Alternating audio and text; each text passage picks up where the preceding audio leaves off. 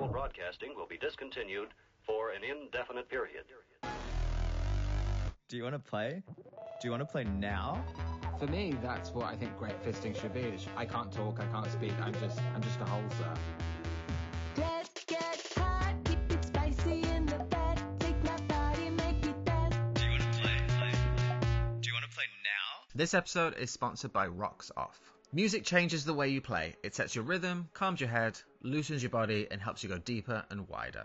Rocks Off takes away all the pressure of picking the right track because every mix is produced by a human and created specifically for sex. The team behind it are all part of the fisting community, so you know it's going to hit the spot. Select from 3 different moods: aura, rush, and raw. Then just hit play and focus on the fisting. And because you're part of the Such Fun community, all our listeners get 1 month free with the promo code SUCHFUN2025. So if you want the perfect soundtrack for your next fisting session, download Rocksoft now at rocksoft.co and let the music do its magic. You can also earn 1 extra free month subscription by getting your friends to sign up too. That's Rocksoff, ROXOFF.co, using the code SUCHFUN2025. Rocks Off. Log on, tune in, get off. Welcome back to Such Fun. My name is Jazzmatazz. I am joined remotely this time. What a strange experience. It has been a while since we recorded remotely. By my wonderful colleague and deep friend, Big Butt Geek. Hi. And hi. How are you doing, Dal? Well, I'll show you again. I showed you. So I ordered a toy that a brand that does not sponsor us. I thought I'd branch out. Don't be mad, Top Toys. I don't know, but look, it's a lot bigger than what I thought. So yeah. For those that are just listening, basically I have a behemoth in my hands. Yeah. So You're gonna have a late night tonight, aren't you? I haven't got to be at work tomorrow, so yeah. As soon as we're done with this, I'm gonna go clean out. Or should I? Or should I clean out? That's the question. That is the question. That is the question. That is my number one question on my list tonight. I want to get deep into that. So we we have a guest that I'm incredibly excited about. I know that I say this on every episode that I'm so excited about our guest, but I am so excited about Dr. Evan Goldstein on our show, who is a butt specialist, a proctologist, the creator of Bespoke Surgical in New York, as well as Future Method. We're gonna ask you all about those things, the ins and outs of your work. I'm just going to read a little introduction from the first page of your book called Butt Seriously. Dr. Evan Goldstein is the leading anal health expert in the United States, founder of Future Method, and one of the few surgeons in the world whose practice, Bespoke Surgical, is dedicated to treating and restoring the human butt. He holds a perennial spot on the list of top doctors for the New York metro area, and Crane's New York Business listed him as one of their notable LGBTQ+ leaders and executives. It's great to have you on the show. Would you like to tell us, firstly, what is Bespoke Surgical, what is Future Method, and then I would love to get into your book as well after that. Yeah, so thank you both for having me and all the listeners. So a couple things. I started Bespoke Surgical through my own world. I came out a little bit later in life. I met my partner, Andy. We've been together for 20 years. We have 2 kids together that are 14 years old, so it's kind of a crazy ride. But during this, I was exploring my own anal world, and I was not successful. And I was kind of like, shit, like, where do people go for care? Where do people go for education? What is out there in the world? And the reality is, 15, 18 years ago, there was nothing. And I said, whether I'm fixing hearts, whether I'm doing ass, whether I'm doing face or boobs, the reality is how do I get myself into a really great practice that provides the care that people need? And that was the birth of Bespoke Surgical. It was all about customizing to the communities, whether it's I've never engaged in anal to whether I'm in anal in and of itself, or whether or not I want to get into fisting or further things, like who do you guys go to talk to about all of these issues? And that was where I said, you know what, I'll do it. So I started Bespoke Surgical. The practice itself is in New York, though I do a ton of Zoom and DMs. People send me their ass pics all the time through Instagram and all that shit. Um, and when you provide to the community, you start to really see the needs of all aspects of all different facets of the community. And with that, you start to kind of break things down into different categories, like how do people prepare for sex? How do people actually engage sexually? And what type of sex do people have? And then what about the aftercare? Are there people that are engaging in certain ways? And then what are they doing after to allow things to get them back to where they need to be? And so by breaking that up, I started to say, well, wait a second. How do people douche? And what are the risks associated with douching? And then how do people eat? And what are their diet restrictions if they are engaging? And you start to really ask a lot of these questions, which then I say, you know what? Let's just start a company that supports all of this, but not only on an educational perspective, but also on a product perspective. So if you are douching, how do you use the right solution to douche? If you are engaging in fisting, what are the certain things that need to be done to allow you to get to where you need to be, but also allow you to have activities of daily living that are not, an issue as we're all aging. And I'm sure we'll talk about all those types of things. So bespoke and then into future method. And then it's been this kind of whirlwind of really meeting so many amazing people and so many podcasters and popular press. And then I was like, let's write a book, because I really think that people don't always have access to see me. And I think there's so many places in the world that it's kind of shunned, and there's people that are not talking, and it's still taboo and a lot of stigma. So it was more of how do we provide for everybody in the communities access to this type of care, even if it's remotely. Fantastic. It just occurred to me, I have one of your products in my bathroom. I forget exactly what it's for. I think it's some kind of aftercare cream that I got at Oh, Fist sure. Fest a number of years ago. Yeah, I Yeah, remember sure. that. Yeah, yeah. I was just thinking as well. I mean, you do, even though it's not, the book is not targeted at fisters specifically, but you do, uh, give us our props in here. And actually, very, very. I think you speak quite affectionately towards the fisting community. I think at heart, like we are just sort of quite a tight knit community, but we're all kind of just sharing like old wives' tales of like, oh, what if you try this? What if you try... So there is a real gap, which obviously is part of the reason why this podcast was born out, just for real actual knowledge as well. So we we're very good at just kind of just passing around sort of bullshit ideas to each other. There's often very little science behind I what I we think mean, do. that's where it becomes an issue in many things, right? There's lots of lack of science in so many things as it relates to this, that I think that a lot of it is first kind of figuring out what anecdotal stuff works.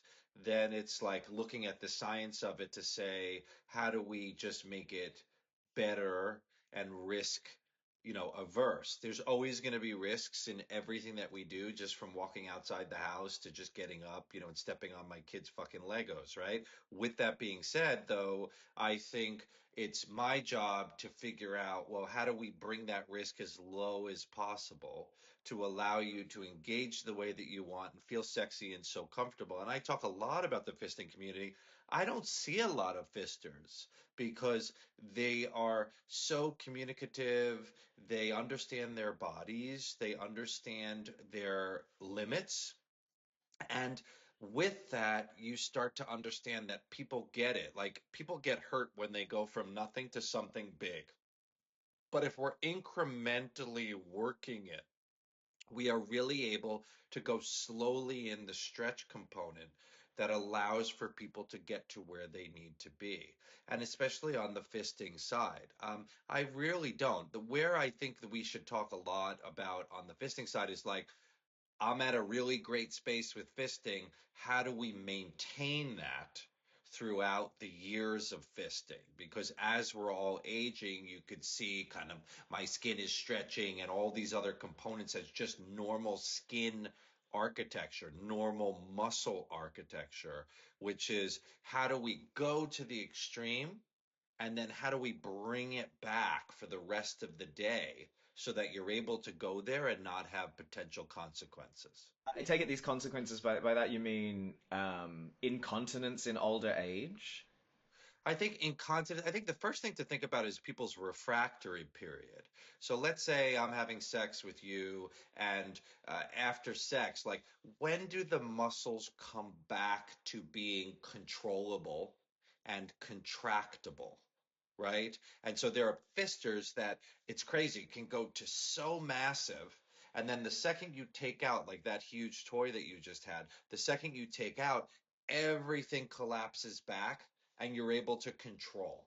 There are many people that don't have that capacity. Their refractory period is really long, meaning you have sex and you are gaping after sex. How long are you actually gaping for? Why does it matter? Well, some people are so gaping that they are not going out. They have to wear a diaper or they'll put, some gauze or toilet paper up their ass just for any aftercare and after excrement that comes out, right? And then you start to see over time, that will then say, okay, do I have gas incontinence? Meaning I'm going to the gym and I'm doing squats. Am I passing wind without knowing it? And that's usually the first thing that people see is more gas issues. Then it leads further into stooling issues like, oh, I have diarrhea. I can't hold that, but I can hold solid stool. Then it's slowly moving into, well, the more solid you have. And most people don't have these issues. So I don't want the listeners to think that it's the majority of people. It's really not. Where I see it is trauma related issues where someone unfortunately finds themselves in a situation where it was an abusive situation or a rape or some issues where someone's engaging and they're going for crazy thrusts, big dick, fists, whatever it is, and then they actually split the muscle. So that muscle really just severs. Where now it's very difficult to get back the full contractility in something that the muscle belly is now cut. Does that make sense? Yeah, that makes a lot of sense. Okay.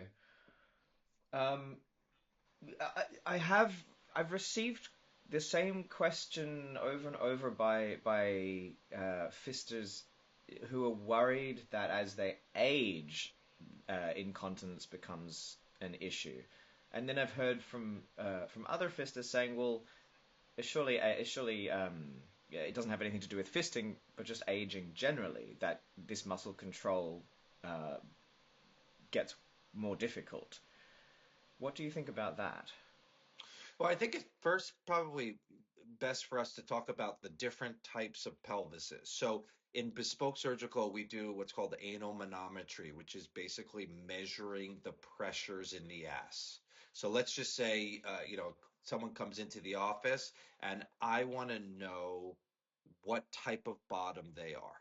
So what does that mean? Well, one, I do an exam, we'll do a detailed sexual history. I'll go over all the understandings of, well, where do you want to go sexually? What's your kinks and all of that. Then I take a look inside and out to see what type of muscle do we have, what type of skin do we have, and how is it connected neurologically and also psychologically. So by doing that, then I sent you to Steve, who's my physical therapist, where we're doing anal manometry. And anal manometry is basically, well, can you squeeze? And when you squeeze, how much pressure is there? What about relaxing when you push out? And what we're able to do is we know that there are three groups of assholes. Okay. Most fisters are born into group number one. And group number one is I'm able to open. I'm able to gape controllably. The muscles are able to relax when I'm telling it to, and the skin is able to open and accommodate. That is most fisters. Now, that's about 35% of the world.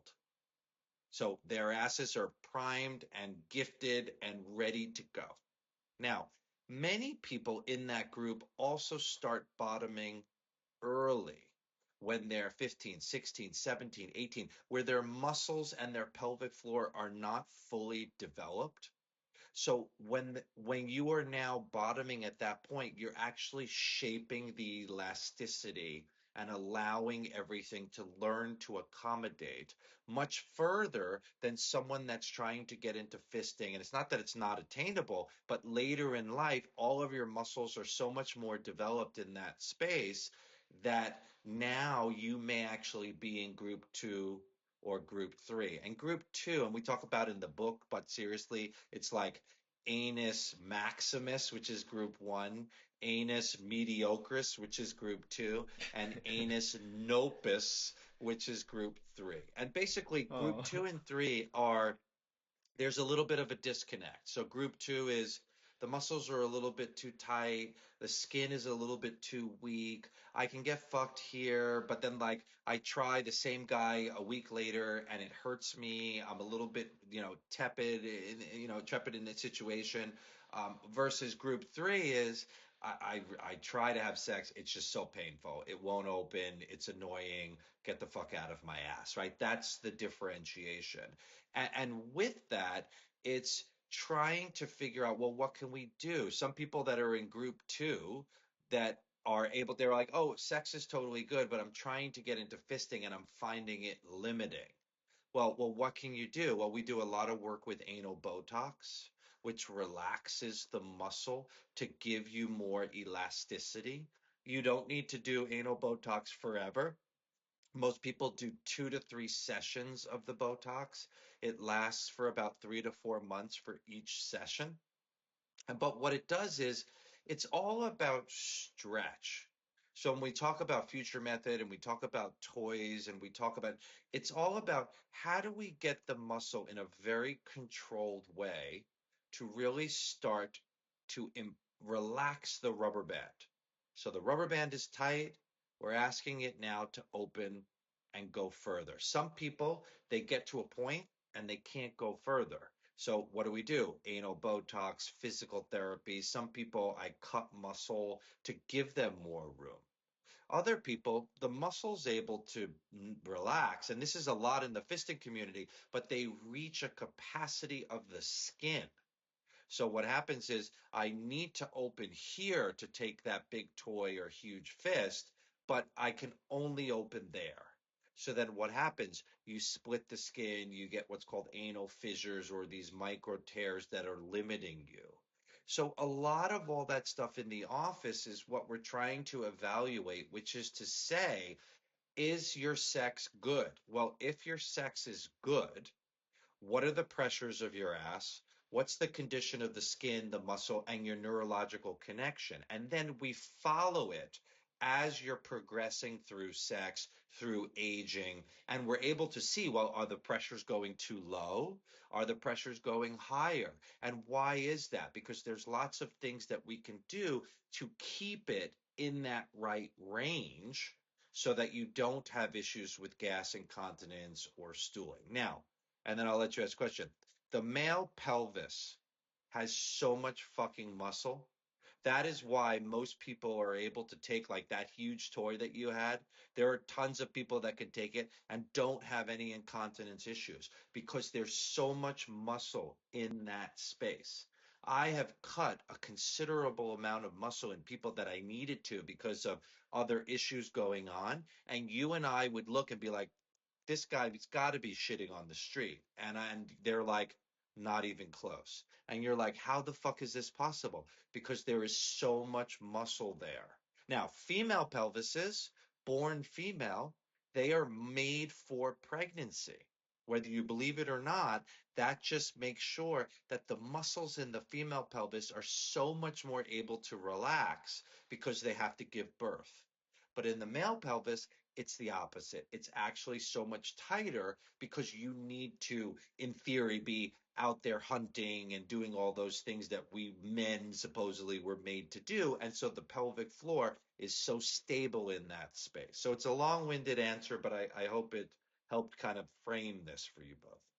I see, yeah, definitely. It gives me thoughts of like, well, in terms of the fisting community at large, how many women are getting fisted versus how many men? But I think that's a question that maybe is taking things a little off course. I'm fascinated by all of this stuff. So around the three different pelvis types, it well, also maybe rather this question, how unique is the work that you're doing? And are there any because I would love to go and see a proctologist that can assess me and accompany me through my journey, especially as a fister. But I've never heard of anything like what you're offering. Yeah, I mean, most people in the world, I'm basically the only one that's pushing this and really working in this, community-based approach. I think, the issue is most proctologists are not gay. They're white, older men that the definition of their success in anything that they're doing is, are you taking a shit? That's it.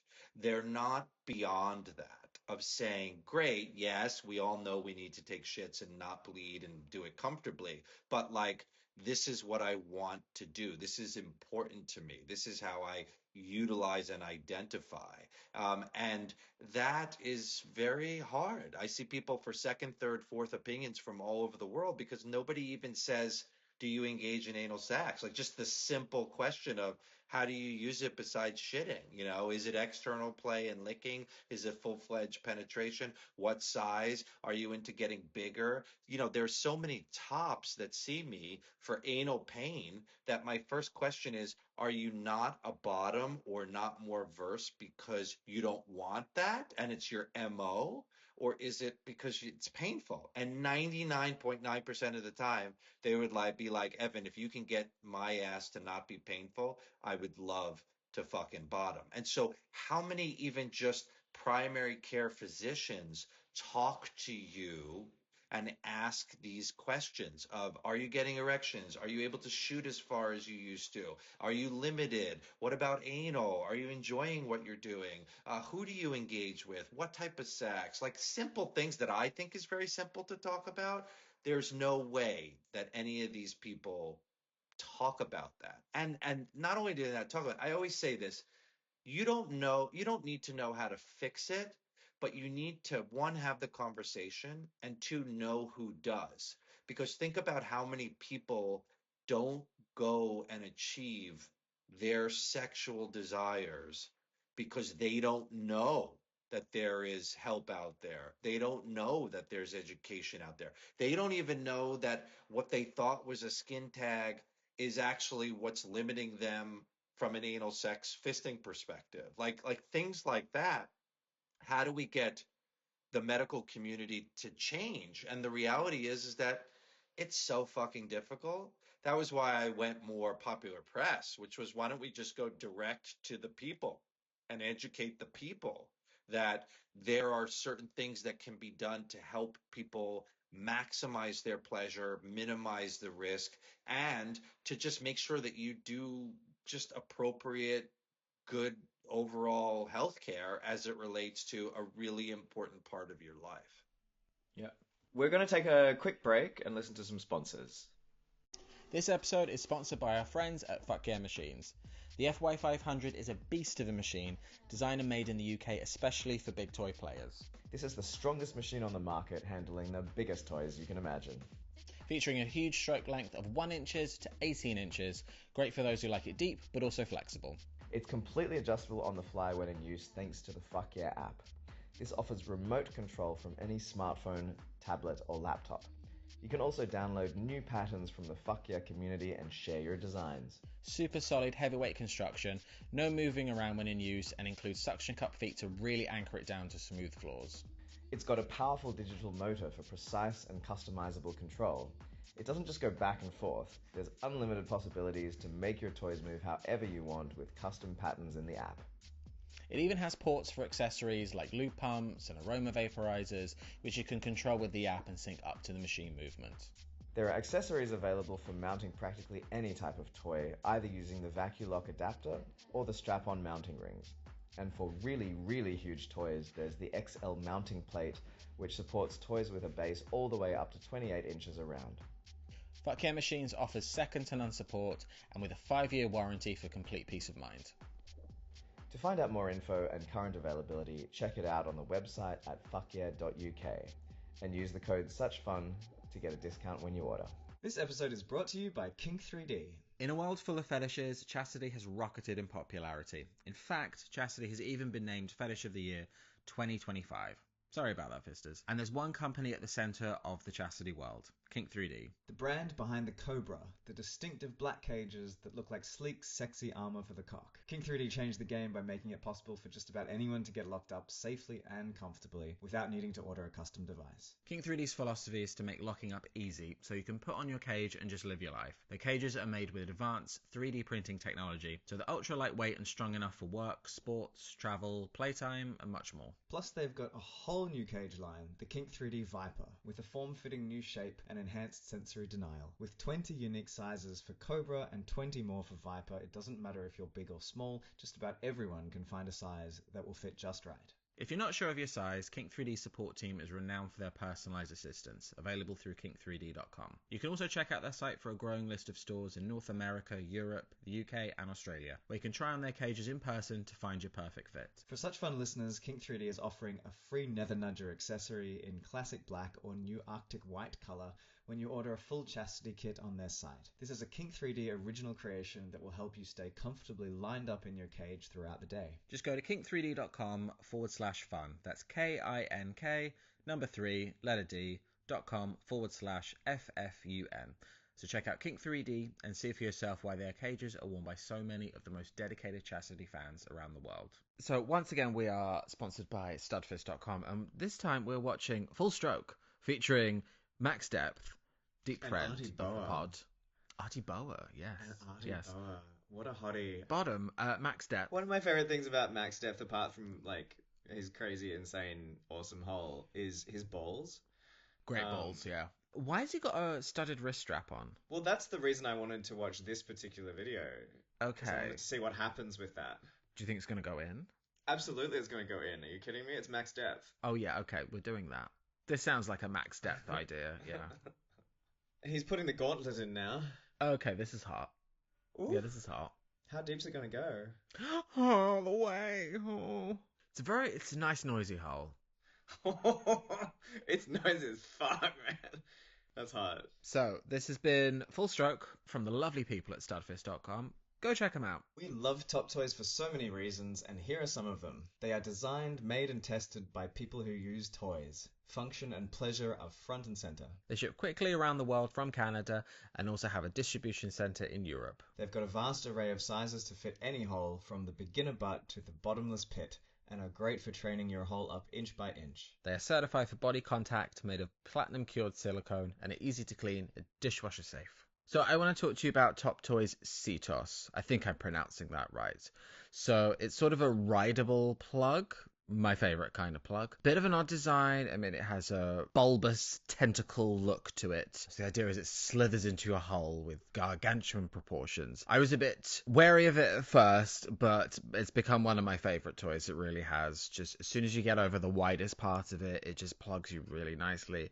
And then the rest of the way down is just this really nice ride. It feels a lot like being punched. I really like it. I think it looks fantastic as well. I've got it in red. It's often kind of my finisher toy as well. It's just if I just want to just rep out on something, that's what it's there for. Just my end of session finisher toy. At the end, my hole's just like bleh, and it's lovely. So yeah, get yourself a Cetos. It comes in 5 different sizes. They've got the 70 all the way up to 150. I have the 110, which is gorgeous. I'm got my eye on the 130 as well.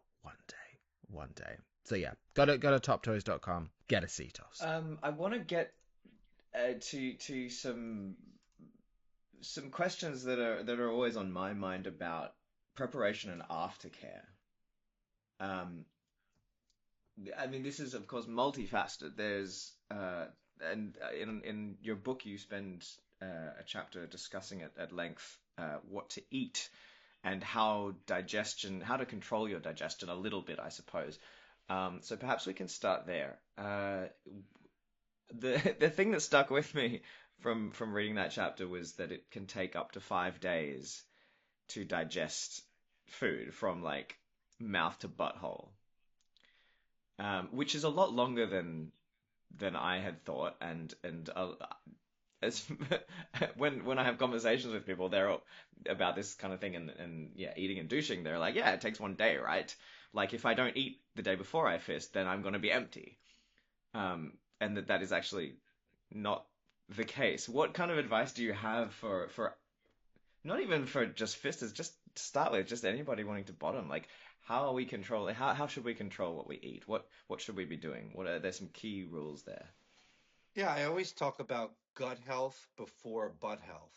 And the reason is because, especially in the fisting community, it's a lot of douching and cleaning. And I get it. And so, again, like you said before, this book was really more towards geared much more towards, hey, I want to get into bottoming and kind of run of the mill anal, not necessarily fisting, because with deeper play, we are basically going to be doing more colonic type of cleansing to get you into a good space. But I always say less is always more. So, how do you take from this discussion to figure out, okay, if I go to Chipotle and have a big fucking burrito bowl, I'm gonna shit that night or the next day because it really fucks with my system versus a higher protein diet that's blander. I mean, there's lots of things. So I always think one, it's really looking at diet and figuring out what really works for you and what doesn't in terms of bulking, right? The key with any of this stuff is really just slowing down the transit time. So there are definitely people that what they eat today is what they poop tomorrow.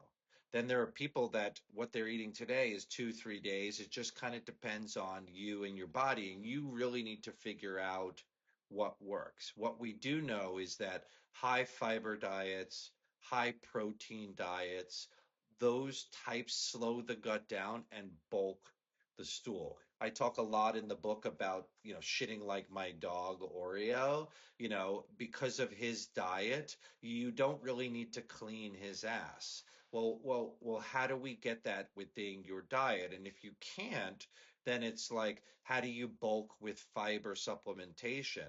Fiber supplementation is basically a bell-shaped curve. So you keep adding over 2 to 3 weeks. So if I'm ever making a change, I'm always making one change and I'm keeping that change consistent for at least 2 weeks because it takes your body time to adjust. So let's say I'm using a fiber supplement that's a powder. I would start with 1 scoop in a shake or a drink or whatever it is. Stick with that for 2 weeks. If I haven't gotten better, go to 2 scoops and you're slowly titrating until you get to the top of the curve where you're now on the other side where you're so constipated that it hurts to take a shit, right? You don't want that in and of itself. And so trying to figure out how do you balance fiber supplementation, pre and probiotics, diet, and understanding the transit time of your body.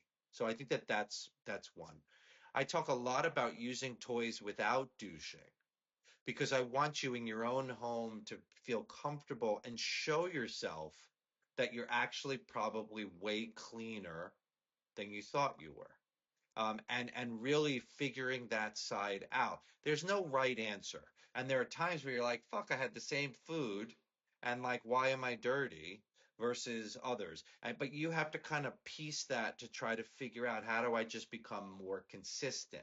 Because the key for me is in the fisting world, if you're using shower hoses or you're doing a big, huge bulb and douche, well, if you were doing that, let's say 4 times, how do you do it 3 times? Right? How do we do it 2 times? Because what do we know? We know that there is a protective lining in our asses. We know that when you are douching, you are getting rid of that protective lining. Now, that protective lining is good bacteria, it's bad bacteria, but it's in equilibrium. When you alter it through water, through enemas, through water-based lubes, you change that microbiome. And there's this bacteria called Prevotella, which overgrows. And that overgrowth of bacteria leads you to higher risk of STDs, higher risk of HIV, and a higher risk of anal injury. So the key for this is, what changes that microbiome? And it's the douche substance we're doing, water, right, or enemas. It's how much volume you're using. And we'll talk about the reason why I don't love shower hoses, but I know why it's being done. Um, and it's also how many times you're doing it, right? So think about the where shit is. Shit is higher up in what's called the sigmoid colon. So in the fisting world, and you tell me how you guys use the nomenclature, but there's like the second hole, which in theory is actually the third hole because of where muscles are. But most fisters say the second hole is really up higher, right? Most people don't really go past that second hole. They make they're tickling it and they're going a little bit past it, but they're not really going way beyond that in the bend. Just it's just anatomically the way that that second sphincter mechanism is. First of all, there's so many people that try to dilate that and open that up, and it's so tight and they just can't. Or it's an accordion this way. So when you're fisting, it's just going like this, but the second hole is still kind of anatomically where it is. It's just moving up and down. Does that make sense? So beyond that second hole is the sigmoid colon where stool normally sits. So when you and I wake up in the morning and we stand up, that bend gets straightened out. So the stool moves into the rectum. You now feel it move, and the muscle that's there relaxes so that now you sense that, and then you say, oh, I got to go take a poop, and you go sit down and you relax the other muscles to then have the bowel movement. But if you are regularly moving the stool, even though most listeners are like, he doesn't know what the fuck, this is crazy, he's not right, blah blah blah, the stool is up higher. It's not in the rectal area. So I think the key is, how do you bulk the stool enough so that when you go to the restroom, there's no residual in that rectal area? And if there is residual, how do we douche better with the right solution, less amount, less volume, so that you feel clean, you feel sexy, you're able to do what you need to do? Now, people feel, especially in the fisting space, that if I am engaging up higher, I'm actually creating that reflex that that stool, depending upon how long people are bottoming and or fisting, is going to come into play with my sex that I'm engaging. And the answer is, yeah, it may. That's why people do a lot of the colonic type approaches, which is how do I just clean up that entire side so that I'm able to get into a better space and feel more comfortable. Does that make sense? Yeah. Yep. I've got a couple of questions. I mean, I think every fister has experienced, a nightmare clean out, as we call it, or just over douching, where it can go for hours. I mean, I've set myself a limit of anything over 2 hours. I'm just calling it. Like it's not, like it's really not worth my time. But you feel bloated, you feel irritated. So even if by the end of, I don't know, hour 4 or whatever of cleaning out, your body is you just feel so sore by the end of it. So it's just not going to work. I wonder if you could kind of go into the science behind that, about even though we're cleaning and we're still not getting clean, and then by the time you are clean, it's just kind of a mess down there. What's really going on down there? Yeah, you're basically creating a bowel movement that may not have necessarily encroached your sacs. And so that's where I think first is when we talk about gut health and before butt health and using toys, it's kind of like try to do the toy stuff a little bit more frequently with you not cleaning out, to show yourself that you're probably actually cleaner than what you think you are. Also, I have people do the toy test a lot with when they're douching. So like after you're douching for like, a couple of times, instead of continuing to go, use a toy to kind of one, get rid of any extra liquid that's remnant there, but two, to show yourself that you're actually quite clean in that space. What I see a lot, and it's not only in the fisting side, it's people that are douching twice, let's say, and the second time they're clear, they feel comfortable, and then they're like, oh, let me do it one more time, and then they're dirty. And then you're like, well, how the fuck did that happen? Well, it's now eliciting a bowel movement. And for fisting, it's tougher because you're going much further than where run-of-the-mill anal would be, where you really do need to clean a little bit beyond the second hole. But the problem is the body's mechanism is, if I distend beyond the second hole, your body thinks that it should have a bowel movement. So what it does is it moves all of the shit from the left side down. So what you're doing is you're actually eliciting a bowel movement, where run-of-the-mill cleaning would be here. The body doesn't sense that. So you shit out what's here. Once you're going higher, now you're basically eliciting that reflex. And so what's happening is all the stuff now is starting to move into that space that would not necessarily have potentially moved. Now I got to clean again and I got to do more. And then during this time, what happens is that you're fucking with the microbiome, you're stripping the lining. Hemorrhoids that are normally there to protect us are getting swollen, are getting angry. Everything is all about pressure. So whether it's pressure going out with sitting too long, pushing too much, or pressure going in, not using enough lube, too big of a toy, too big of a fist. All of those things are about pressure. The ass can only sense pressure, whether it's out, whether it's in. It doesn't know the difference. So the mechanisms are all the same. So I think that the key is, like when you look at hemorrhoids, let's talk about hemorrhoids because I think it's just easy to understand. Hemorrhoids are these airbags in everybody's asses. We're born with them, we have them. Okay. The mechanism is shitting, sex, fisting is a very high pressured act. So let's say I'm ready to take a poop. I sit on the bowl. I'm ready to go to the bathroom. Blood goes into these hemorrhoids, goes into the airbags, and acts like a cushion so that when you're creating the force to shit or have sex, the airbags are absorbing the force. So think of, okay, I'm sitting too long on the bowl. I'm pushing too much. I'm constipated. I'm doing more gym work where I'm squatting a fuckload more weight. I'm doing a lot more douching. I'm using less lube.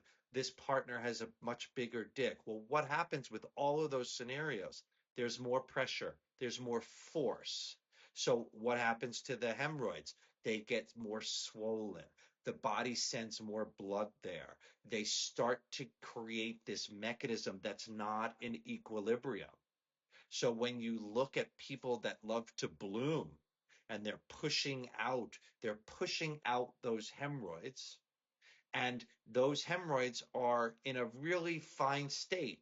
They're pretty, they look good, they help you, but it's a very fine balance because if you now create too much pressure, those hemorrhoids get more swollen. They may bleed. They may prolapse out more. They then create a restriction in the way we're shitting or having sex. So when we spoke about in the beginning of looking at pressure of what type of pelvis do you have? What type of skin do you have? What type of hemorrhoid complex do you have? You can start to see we're sounding like a broken record, but the normal equilibrium of all of that is how much pressure are you engaging in that space. Everything else I can work with. It's just an element of now understanding, well, if I'm using a shower hose and I'm cleaning for 2 hours and I'm sitting each time that I need to shit out that stuff, well, think about all of that. It becomes compounded with how much pressure and potential irritation and potential negative consequences can happen from that. Yeah. What I'm noticing is that I think conversations are they frame things like hemorrhoids in quite a negative light when as you talk about they're perfectly natural and they are always there. It's just a matter of how much pressure is going on and are they swollen and are they getting in the way? Are they hurting? All of that kind of thing. Um, but they're perfectly natural that they are there. Um, Yes, and I think I usually equate it to everybody's born with hemorrhoids. Symptomatic hemorrhoids are they're swollen. One side is quite swollen, or it's clotted, or it forms like a mass, like a grape that is there, or we've stretched the skin too much, where now it bleeds, or it prolapses too much, and you're starting to have symptoms. There are many people that the hemorrhoid becomes a limiting factor with sex and with fisting because sometimes one hemorrhoid column, so there are three columns of hemorrhoids in everybody's asses, two on the right, one on the right that's to the back of the ass, one on the right that's to the front of the ass, and then one on the left. And think about it, there are these valves that are just protecting you.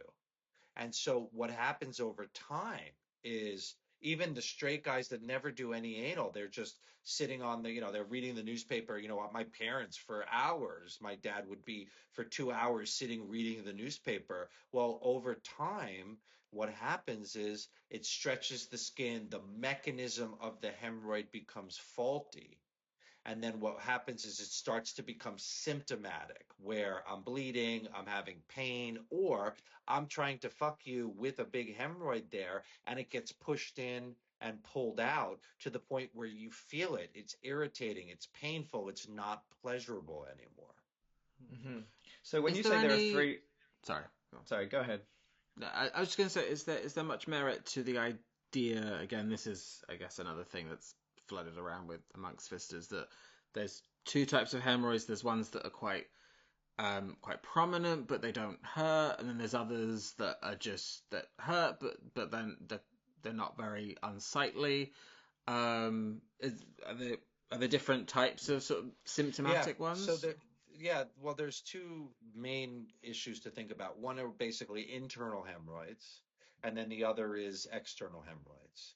So in everybody's asses, think about like when we're fisting, you don't really feel pain internally because there's no pain receptors in the rectum or higher. It's kind of, I always say with fisting, it's the takeoff and the landing that are the major components, right? Which is how do you enter correctly and then how do you exit? Beyond that, the sky is the limit, but your sensations internally are much more pressure related than pain. So most people from a symptomatic hemorrhoid perspective, if it's an external hemorrhoid, it's clotted, it's painful, it's visible. If it's an internal hemorrhoid, it's I'm bleeding, I feel swollen, I feel a pressure in the space. Sometimes they can prolapse where they can come out, and we grade hemorrhoids, grade one, two, three, four. Grade one, we all mostly have. Grade two is it's a little bit swollen, but not really an issue that limits us. Grade three is it's swollen and it may come out in and out where it prolapses a little bit, but it goes back by itself. Grade four is it prolapses and it's not going back. And through those grades, there's different symptoms as it relates to it. And people always say to me, well, can I get fucked or can I get fisted with hemorrhoids? And the answer is yeah, totally.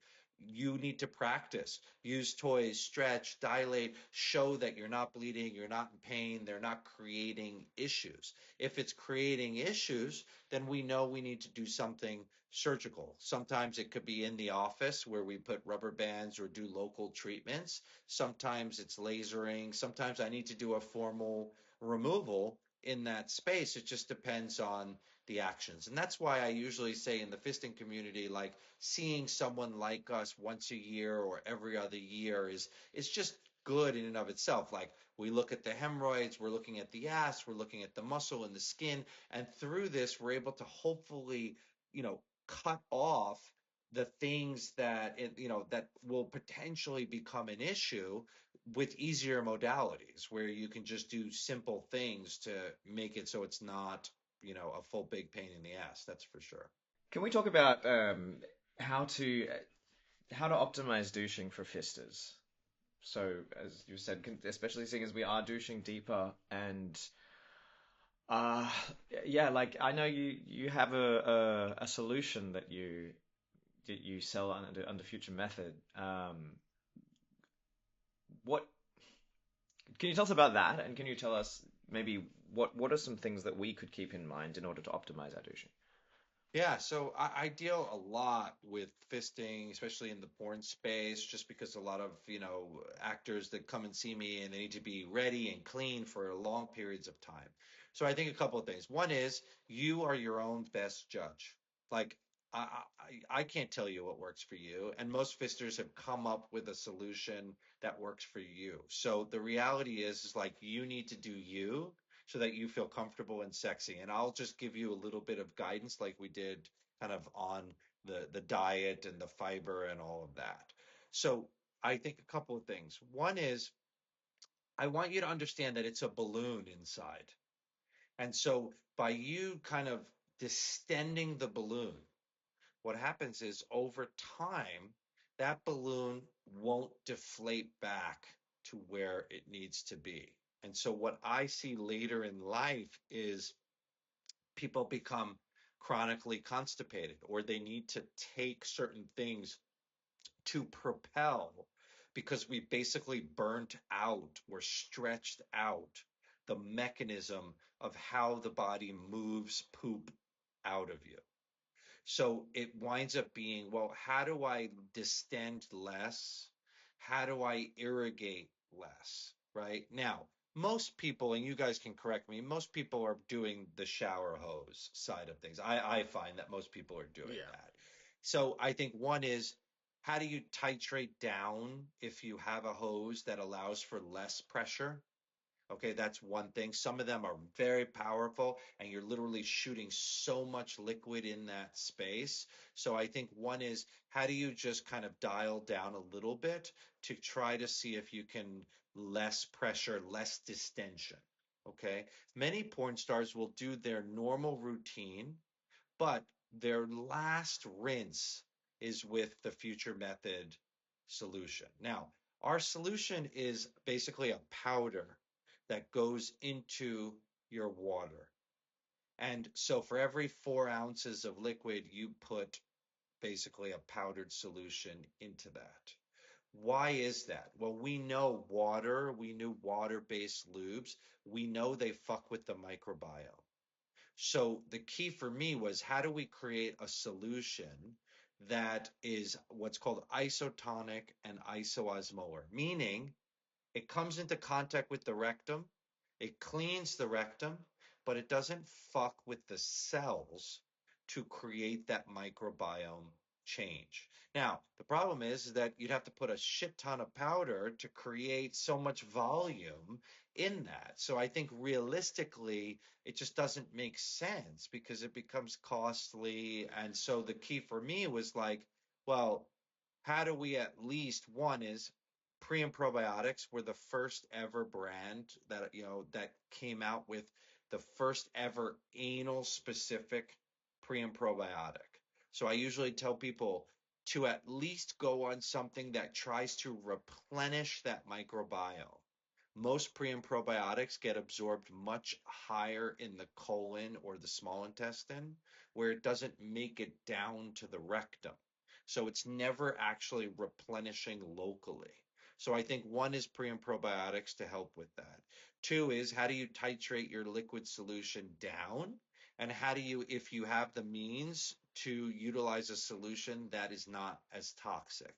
But if you don't, then it's like, how do I use the water? And then many porn stars use our douche for either the last rinse or the after because it has basically anti-inflammatories. It has kind of a silky component to it. It has an approach that just people feel different. It just kind of allows you to feel silkier, feels you allow sexier. It's a lot less of feeling kind of dehydrated in the space. It's a lot less of feeling swollen because of the anatomy, the architecture, and how it plays into the solution that we're using. Does that make sense? Yeah, Yeah. yeah, that makes sense. Right. I wanted to mention earlier, I've experimented a lot in more recent years with playing with dildos without douching, or only douching like really just the rectum, because normally I would put my douching wand through the second ring, and have it kind of the water kind of come out of me from there.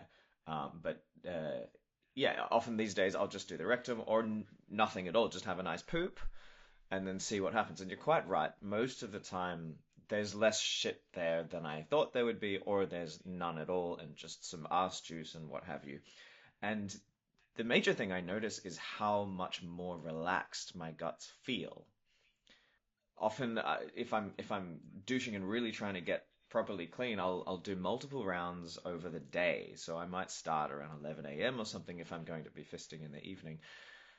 And I do that in order to avoid this irritation of over douching, so I get to have nice long breaks in between. But I do find that it's a wonderful solution to actually not even go there, especially if I'm playing by myself with toys, and just to feel how easily or how happy my guts are when I do it like that.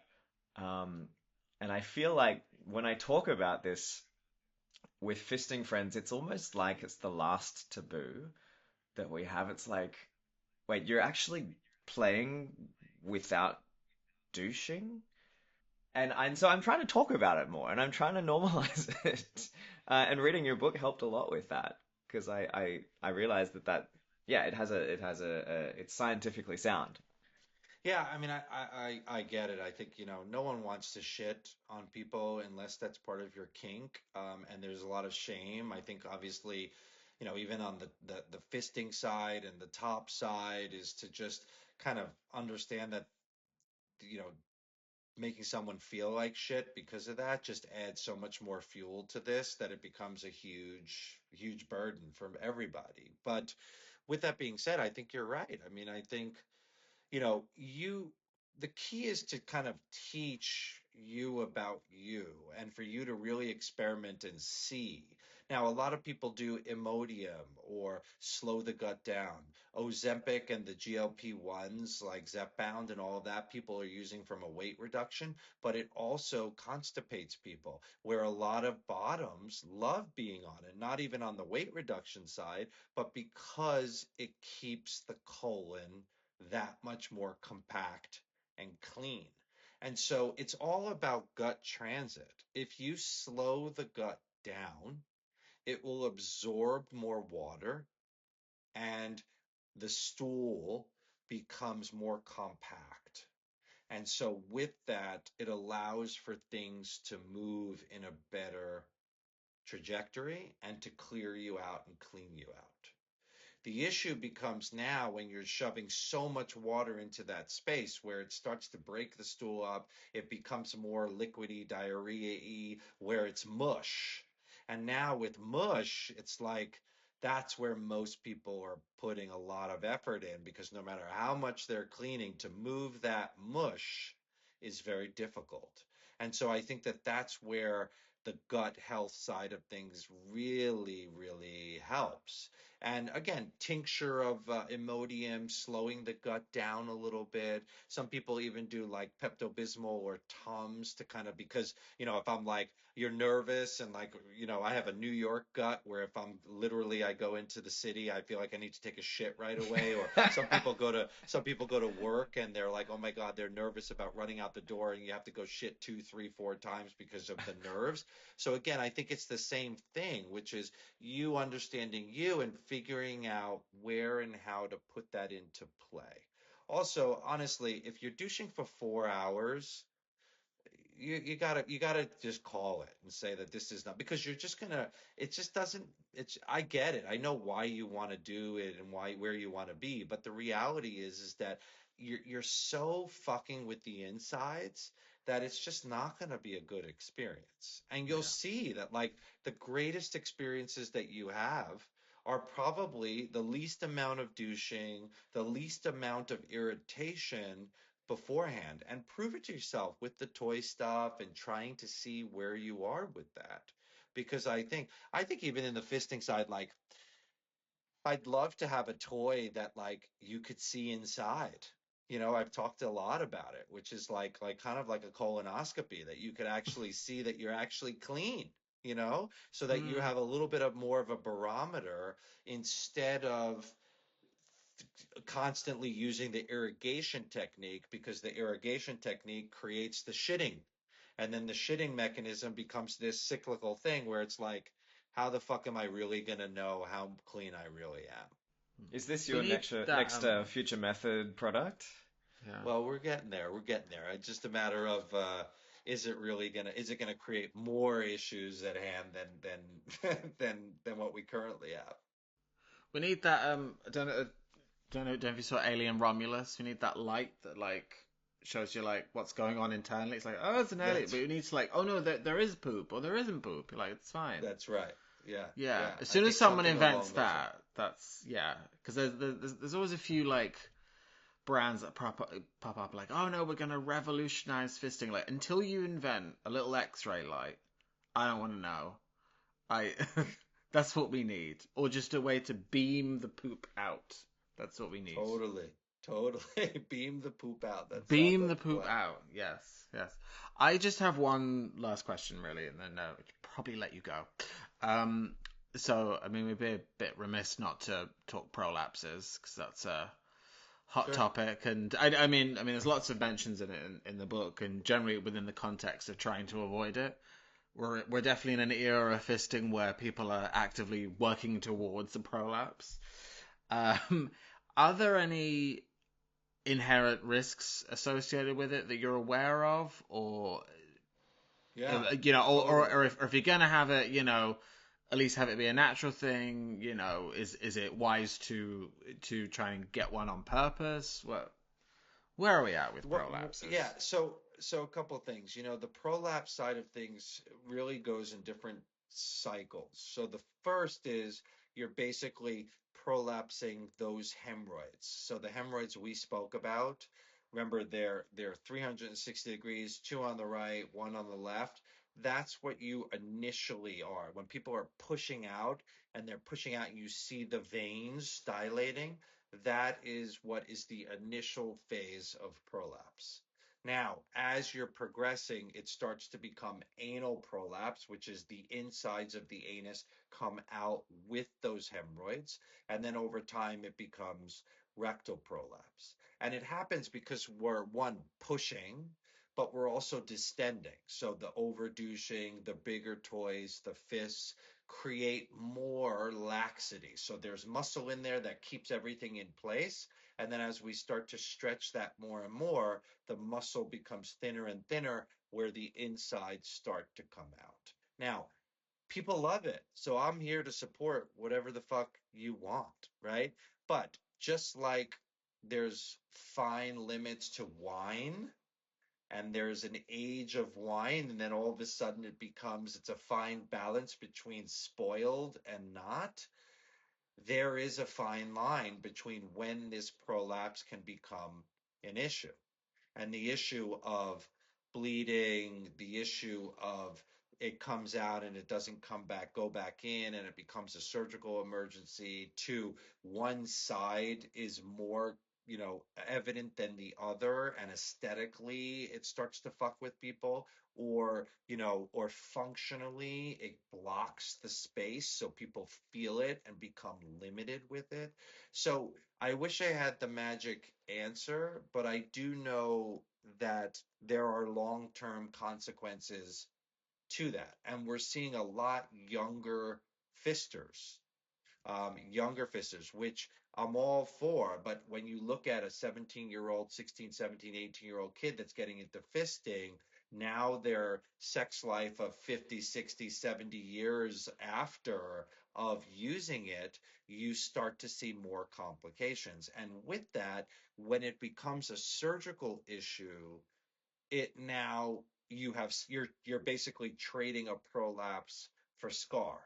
And so is that scar going to limit you sexually? Are you going to be able to get to where you want to be from a fisting perspective with scar tissue? And the answer is yes, over time, and if it's done correctly and with the right practitioners. But again, once you start operating, now you have one side with scar, the other side is prolapsing. It doesn't look correct. Do I have to fix all sides? How aggressive do we need? So it starts to create a lot of, well, what ifs. And so this will bring us full circle with evaluating in the office and anal manometry, because as we're looking at that, we are able to try to offset any potential negative ramifications. Meaning, if we notice that your muscles are getting too loose and the pressures are getting a little bit beyond what we want, we can do tightening work from Kegels and squeezing and using toys to really build better, stronger tissue to a device that I use called Emsella, Emsella. It's basically a chair that you sit on fully clothed, and it's about 12,000 Kegels in 28 minutes. So a lot of fisters will come and sit on the chair periodically through the year to allow them to get to where they need to be sexually, but also tighten and build the architecture in that space and keep the pressures where we want it to be. So all of this of pushing out and prolapsing and opening in that space and overdo all these things again go to pressure.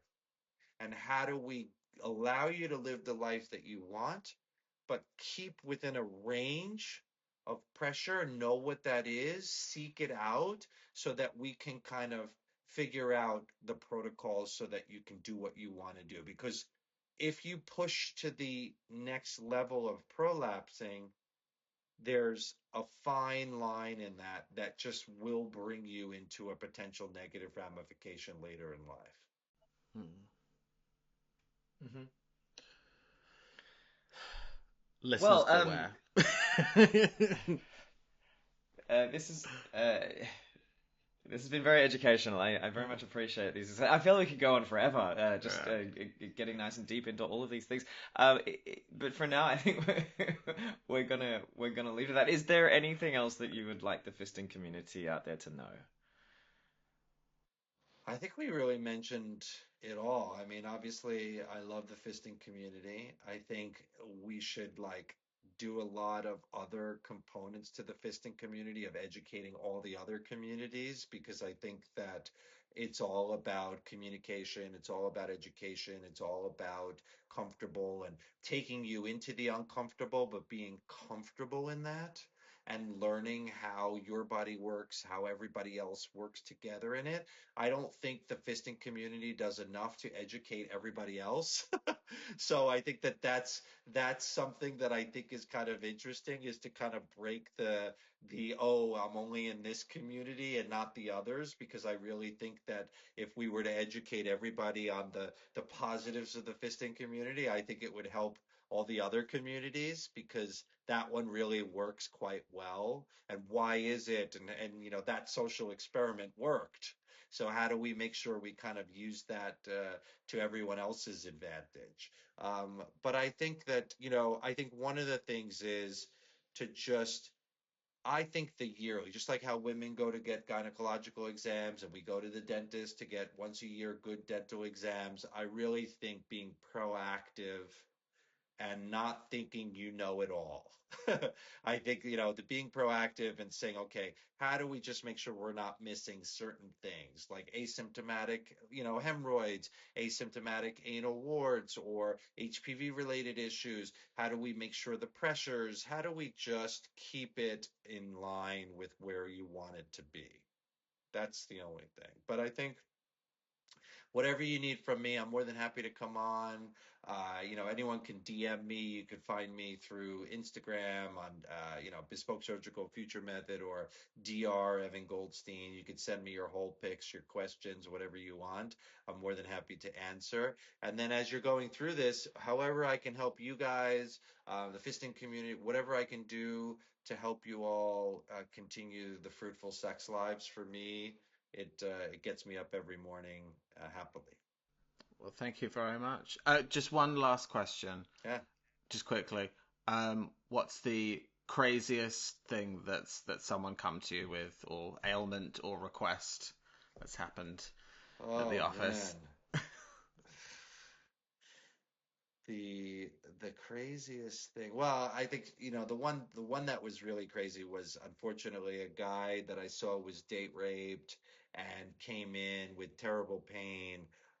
We took an X-ray and I could see that I thought it was a right guard deodorant spray bottle, is like the big deodorant bottles that was there inside, but it wasn't. It was a huge propane lighter refill.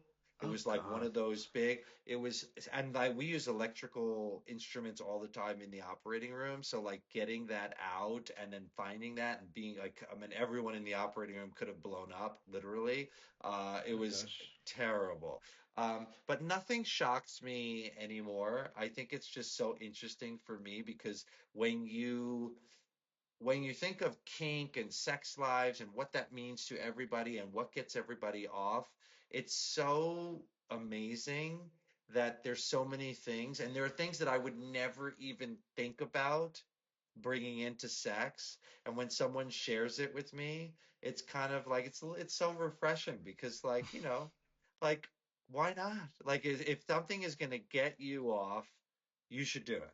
The issue is, how do we do it safely? How do we make sure there's no negative ramifications to you, the community, and who you're engaging with? And how do we just talk about it and mitigate that in that capacity? So, to be continued, but super fun, amazing stuff. Yeah. Thank you so much. Dr. Evan Goldstein, thank you so much for joining us, having such fun with us. Everyone, fisters and non-fisters alike, go buy the book, but seriously. It's a great read. I'm enjoying it. Thank you. Thank you very much Thank for you joining both. us. Appreciate it. Thank you so much. This episode is sponsored by Rocks Off. Music changes the way you play. It sets your rhythm, calms your head, loosens your body, and helps you go deeper and wider. Rocksoft takes away all the pressure of picking the right track because every mix is produced by a human and created specifically for sex. The team behind it are all part of the fisting community, so you know it's going to hit the spot. Select from 3 different moods: Aura, Rush, and Raw. Then just hit play and focus on the fisting. And because you're part of the Such Fun community, all our listeners get 1 month free with the promo code SuchFun2025. So if you want the perfect soundtrack for your next fisting session, download Rocksoft now at rocksoft.co and let the music do its magic. You can also earn 1 extra free month subscription by getting your friends to sign up too. That's Rocksoff, ROXOFF.co, using the code SuchFun2025. Rocksoff. Log on, tune in, get off. I'm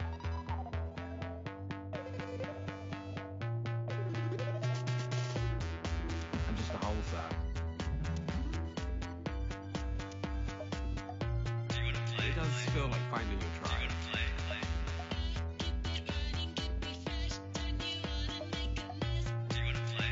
You've got husband hole.